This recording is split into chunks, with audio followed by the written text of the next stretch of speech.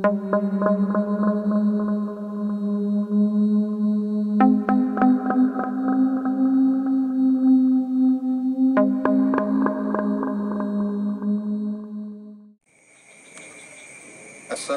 warahmatullahi ta'ala wabarakatuh. Bumi bertuah, bumi Sriwijaya, indah pulaunya berbaris-baris.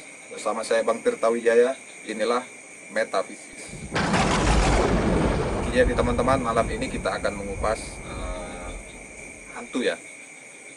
Oke, sebelum saya lanjut videonya, seperti biasa teman-teman, silakan tekan tombol subscribe dan jangan lupa nyalakan loncengnya agar teman-teman tidak ketinggalan video-video yang terupdate dari kami Metafisis.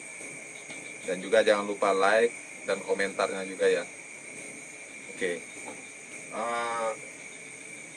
Kalau kita berbicara hantu teman-teman, mungkin yang ada di benak teman-teman itu adalah sebuah sosok makhluk yang menyeramkan tentunya ya. Dan juga tidak sedikit orang yang mengaku pernah melihat, mendengar, merasakan, bahkan sampai kerasukan hantu teman-teman. Kenapa sih fenomena itu bisa terjadi pada seseorang? Jadi secara pribadi saya percaya adanya hantu, setan, dan makhluk-makhluk gaib lainnya ya teman-teman.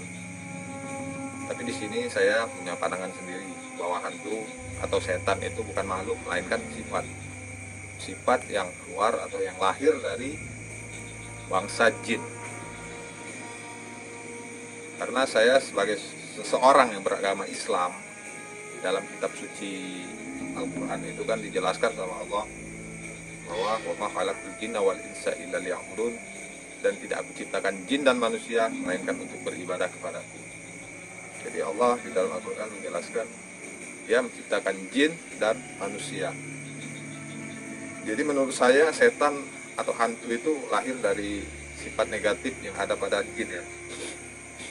Nah, dari golongan manusianya juga ada setannya teman-teman, yaitu tadi para pelaku maksiat, rampok dan sebagainya ya.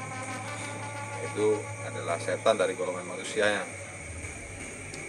Oke, terlepas dari itu kita kembali lagi ke konteks awal kita, pembahasan tentang hantu.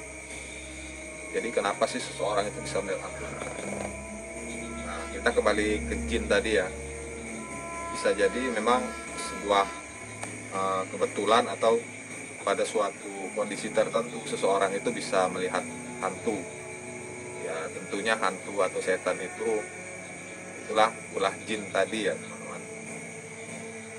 Nah, tapi ada juga faktor yang menyebabkan seseorang itu melihat hantu, tapi itu bukan ulah jin ya, melainkan ada beberapa faktor yang menyebabkan hal itu terjadi. Nah, pertama itu bisa jadi faktor lingkungan teman-teman. Mungkin rumah teman-teman ada yang lokasinya sunyi gitu ya kan. Jadi di sebuah lingkungan yang sunyi itu biasanya cenderung akan menghasilkan sebuah suara ya, dalam arti bukan suara seperti saya berbicara ini teman-teman, melainkan suara infrasonik. Infrasonik ini adalah frekuensi audio yang sangat rendah di bawah pendengaran manusia. Artinya tidak bisa didengar secara lahiriah telinga kita ini ya. Biasanya penyebab terciptanya frekuensi itu biasanya disebabkan oleh gesekan dedaunan, desiran angin yang sangat halus, tetesan air. Nah, itu yang bisa menyebabkan mata kita, telinga, reseptor kita, bahkan kulit kita itu bisa mengalami disfungsi teman-teman. Jadi apa yang kita lihat itu terkadang itu bukannya ulah jin atau setan ya. Itu adalah efek dari disfungsi. Jadi seolah-olah kita melihat, contoh nih, kita melihat batang pisang itu kayak pocong dan sebagainya. Padahal di situ atau di tempat itu tidak ada apa-apa, tidak ada hantunya. Faktor berikutnya adalah faktor kepercayaan teman-teman. Jadi ya sederhananya seseorang yang percaya bahwa di suatu tempat itu ada hantunya, ya seperti itu nanti apa yang dia pikirkan itu. Faktor berikutnya juga ini masih berkaitan dengan suatu tempat lingkungan. Biasanya apabila suatu tempat itu medan elektromagnetiknya tidak menentu atau tidak stabil, itu biasanya mempengaruhi juga. Ya, kembali lagi seperti infrasonik tadi, bisa mengalami disfungsi seluruh indera kita.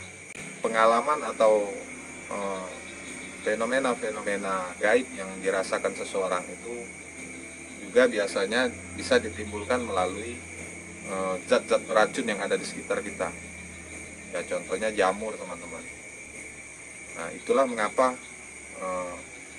penampakan hantu itu biasanya terjadi di tempat yang bangunannya itu bisa dikatakan bangunan tua ya, bangunan yang sudah lama ditinggal, itu berjamur, kotor, lembab, dan juga yang saya sebut tadi, jamur itu sangat besar pengaruh karena efek racun yang ditimbulkan oleh jamur yang ada di sekitar tempat yang dianggap angker itu.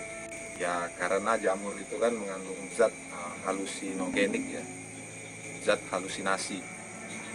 Jadi bisa membuat manusia itu atau seseorang itu mengalami halusinasi yang parah. Jadi kita melihat sesuatu itu nampak seperti hantu padahal bukan hantu. Mungkin hanya itu dulu yang saya jelaskan ya. Mungkin sedikit banyak bisa membawa manfaat dan edukasi kepada teman-teman. Ya, saya harap gitu ya.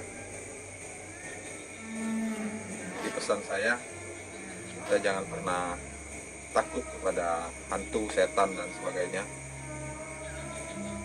Kalau kita takut, itu akan menambah power mereka, menambah kekuatan mereka, ya kan? Nah, biasanya juga yang sering mengalami fenomena seperti itu kan orang-orang penakut, itu biasanya itu paling cepat dibandingkan orang yang pemberani. Jarang sekali itu melihat hantu atau diganggu hantu. Jadi kita jangan pernah takut kalau bertemu hantu, dan tak bosan-bosannya juga saya akan terus menyampaikan firman Tuhan.